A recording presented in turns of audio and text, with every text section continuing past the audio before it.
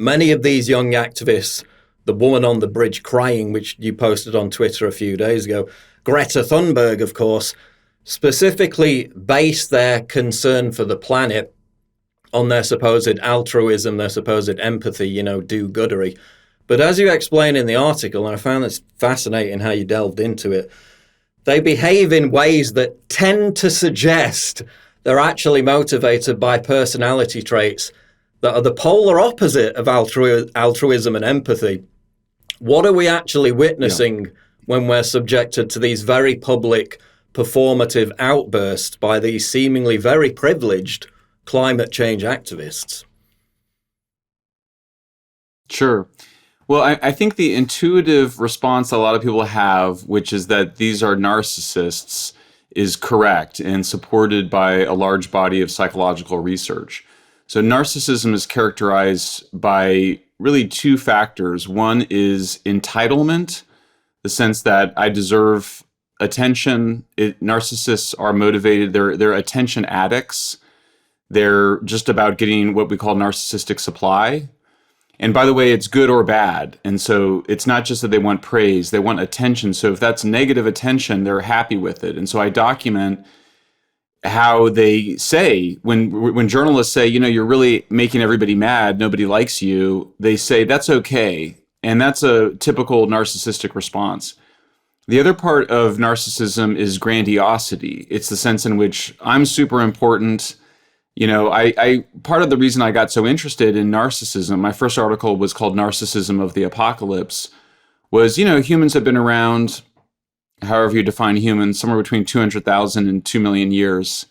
At least that's what the current archaeological science suggests. But to imagine that the world's going to come to an end in my lifetime, that just struck me as rather narcissistic. There's no scientific basis for thinking that climate change threatens human civilization. Every major study thinks that humans will be much wealthier, much better off 100 years from now, even with much higher temperatures. So there's no scientific basis for this idea that we're destroying the planet or destroying civilization. But there's just a huge amount of research showing that everybody is becoming more narcissistic, and that this was going on even before social media. But social media with the like buttons and the retweets and the attention are basically devices for delivering dopamine rewards, which is really what narcissistic supply is. And so I look at, you look at these young people, when I first started working on the environment 25 years ago, the idea was we're trying to save the environment for poor people, for people in the future. But you see these activists, they get up there and they say, my future is being threatened. I mean, it's total nonsense. But I think these are the grandiosity, the entitlement. And then I think the final factor, which psychologists point to, is called splitting. And it's the idea that I'm all good and you're all evil. There's these climate deniers that want to destroy the planet. This black and white thinking, which Greta Thunberg openly says she engages in, that this is a black and white issue. I think all those are pretty strong signs of narcissism and evidence that what's motivating these protests is narcissism, not altruism. And you touched upon it there. They always seem to double down on their behavior, specifically as we've seen it in the United Kingdom over the past several years now, mainly the blocking of the roads. The general public is absolutely infuriated by this. And people say time and again, why do they keep doing it? When in fact we had a poll, Michael, here in the UK not that long ago. Extinction Rebellion and all these other groups are offshoots of that. They're basically the same thing. They had an 8% approval rating, 8% for their behavior and their activities, yet they keep doubling down. Again, there can be no other explanation that it's their own performative narcissism. And again, you touched on this as well. We're in the middle of rampant food inflation across the West. Cost of living crisis, energy bills are soaring. The pain is being felt primarily by the working class, by the poor. Those hardships are all being exacerbated by the climate change hysteria, the green levies, restricting poor people from having access to cheap energy, which is what you talked about in your articles.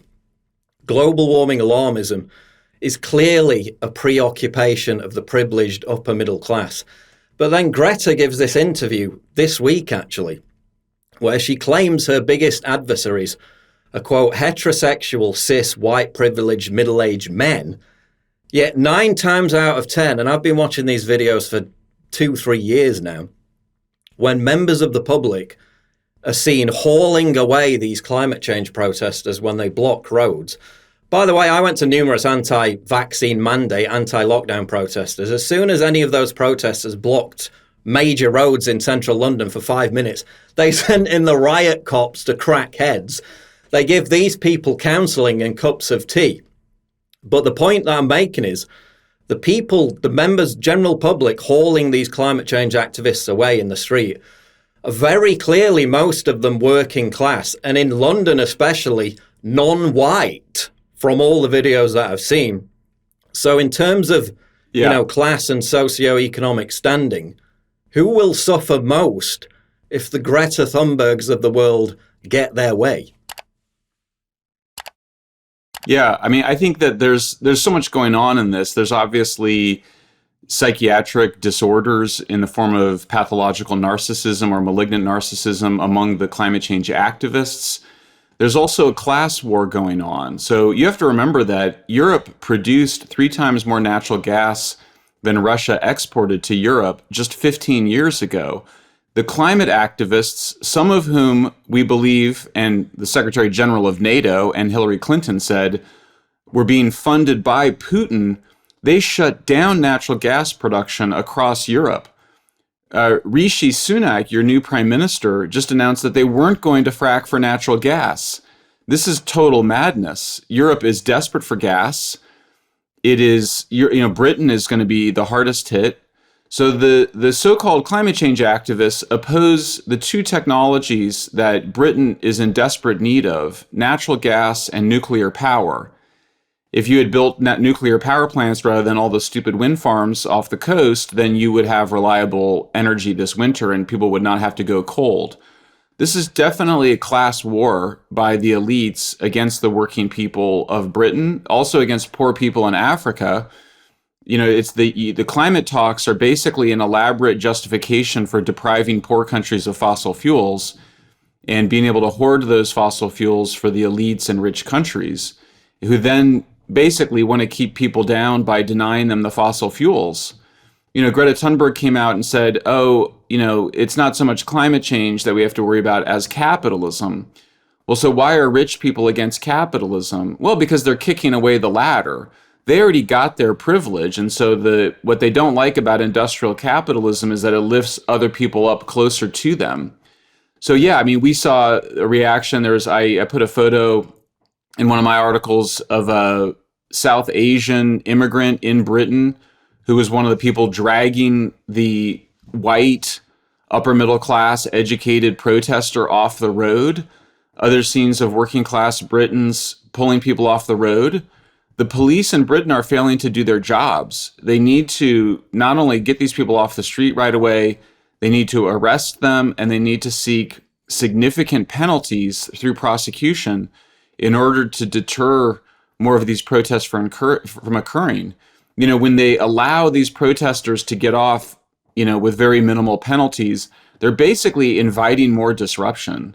And so, yeah, I mean, I think all those things are going on. You basically have, the psychiatrically disturbed members of the ruling elite trying to vent their power, express their power by harming working class people by making energy scarce and expensive. It's unconscionable, it's unethical, and climate change is the main justification for them to do it.